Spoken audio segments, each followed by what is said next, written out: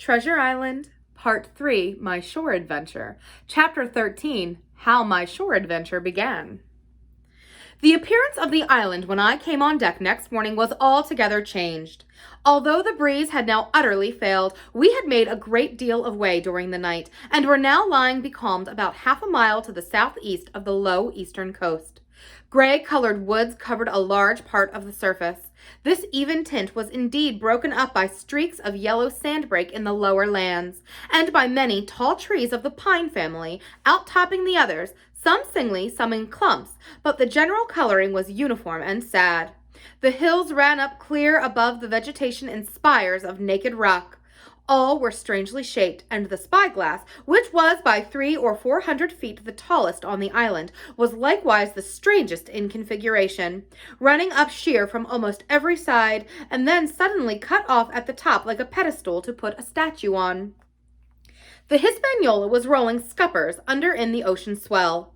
The booms were tearing at the blocks, the rudder was banging to and fro, and the whole ship creaking, groaning, and jumping like a manufactory. I had to cling tight to the backstay, and the world turned giddily before my eyes. For though I was a good enough sailor when there was a way on, this standing still and being rolled about like a bottle was a thing I never learned to stand without a qualm or so, above all in the morning on an empty stomach. Perhaps it was this.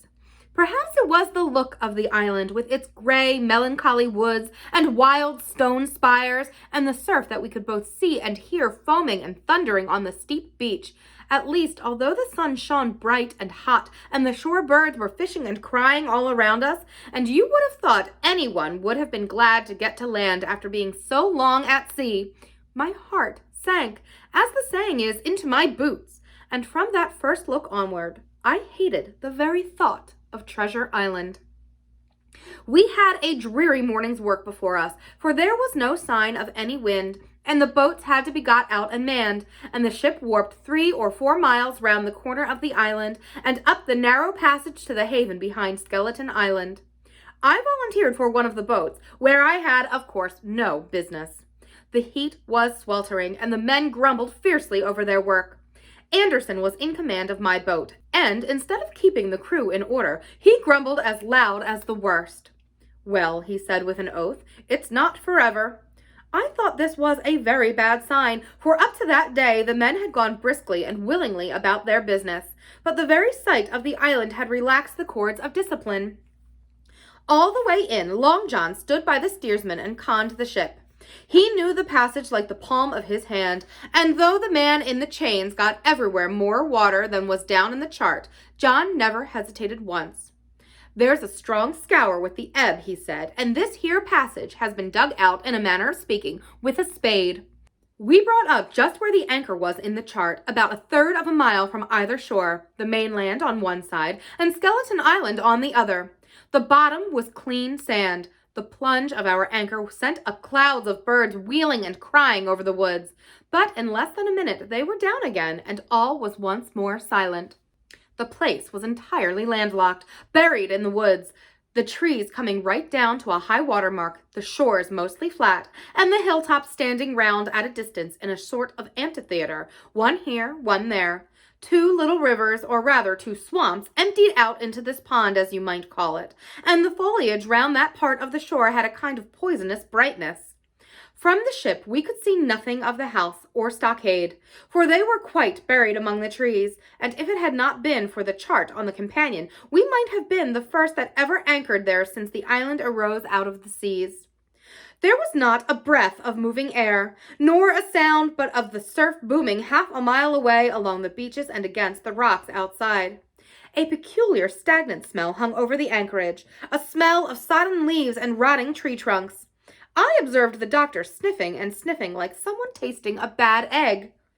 "I don't know about Treasure," he said, "but I'll stake my wig there's fever here." If the conduct of the men had been alarming in the boat, it became truly threatening when they had come aboard. They lay about the deck growling together in talk. The slightest order was received with a black look and grudgingly and carelessly obeyed. Even the honest hands must have caught the infection, for there was not one man aboard to mend another. Mutiny, it was plain, hung over us like a thundercloud. and it was not only we of the cabin party who perceived the danger. Long John was hard at work going from group to group, spending himself in good advice, and as for example, no man could have shown a better. He fairly outstripped himself in willingness and civility. He was all smiles to everyone. If an order were given, John would be on his crutch in an instant with the cheeriest "Aye, aye, sir," in the world, and when there was nothing else to do, he kept up one song after another as if to conceal the discontent of the rest. Of all the gloomy features of that gloomy afternoon, this obvious anxiety on the part of Long John appeared the worst. We held a council in the cabin. "Sir," said the captain, "if I risk another order, the whole ship will come about our ears by the run. You see, sir, here it is. I get a rough answer, do I not? Well, if I speak back, Pikes will be going in 2 shakes. If I don't, Silver will see there's something under that, and the game's up. Now we've only one man to rely on." "And who is that?" asked the squire. "Silver, sir," returned the captain. "He's as anxious as you and I to smother things up. This is a tiff. He'd soon talk him out of it if he had the chance, and what I propose to do is to give him the chance. Let's allow the men an afternoon ashore. If they all go, why, we'll fight the ship. If they none of them go, well, then we hold the cabin, and God defend the right. If some go, you mark my words, sir, Silver will bring 'em aboard again as mild as lambs." It was so decided. Loaded pistols were served out to all the shore men. Hunter, Joyce, and Redruth were taken into our confidence, and received the news with less surprise and a better spirit than we had looked for, and then the captain went on deck and addressed the crew.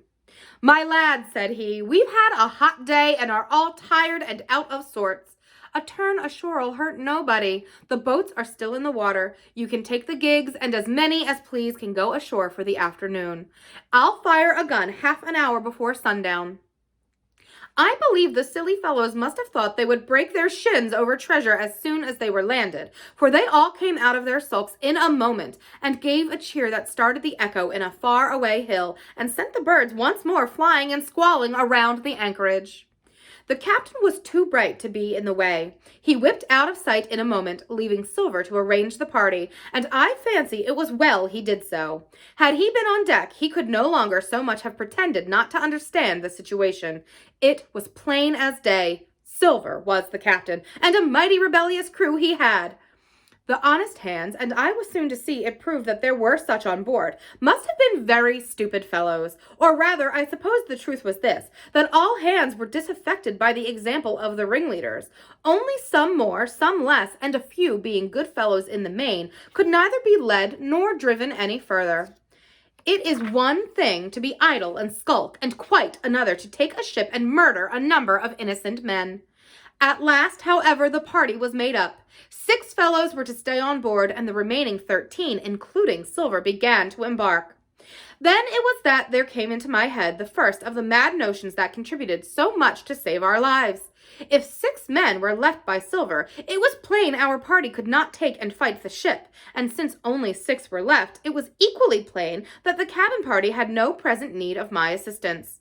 It occurred to me at once to go ashore.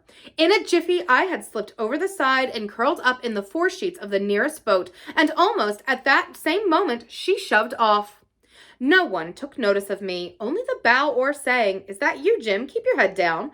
But Silver from the other boat looked sharply over and called out to know if that were me, and from that moment I began to regret what I had done.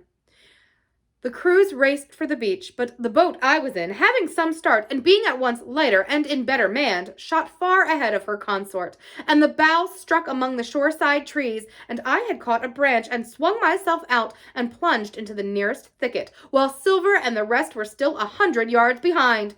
"Jim! Jim!" I heard him shouting.